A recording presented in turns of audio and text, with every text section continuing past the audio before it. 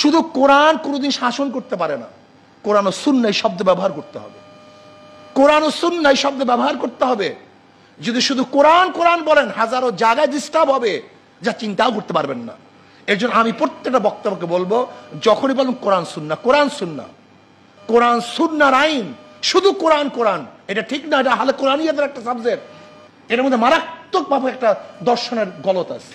কোরআন ও সুন্নাহ, কোরআন ও সুন্নাহ। কারণ কোরআন হাজারো, যেমন নামাজের কথা বলছে কোরআন, কিন্তু 5 ওয়াক্তের ব্যাখ্যা কোরআনের মধ্যে নেই।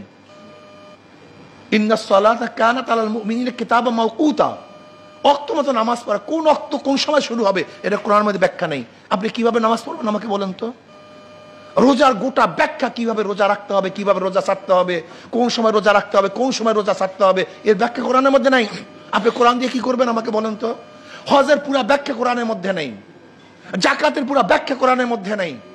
চুরি করলে কি পরিমাণ চুরি করলে, কখন চুরি করলে, কোন অবস্থায় চুরি করলে, এর ব্যাখ্যা কোরআনের মধ্যে নাই। কাজে আপনাকে অবশ্যই মনে রাখতে হবে, শুধু কোরআন কোরআন, এর মধ্যে শুভঙ্করের ফাঁকি, এটা আহলি কোরআনিয়াতের একটা স্লোগান। খুব হুঁশ রাখতে হবে, কোরআন ও সুন্নাহ, কোরআন ও সুন্নাহ। আর আমি মুসলমান, এই চেতনাকে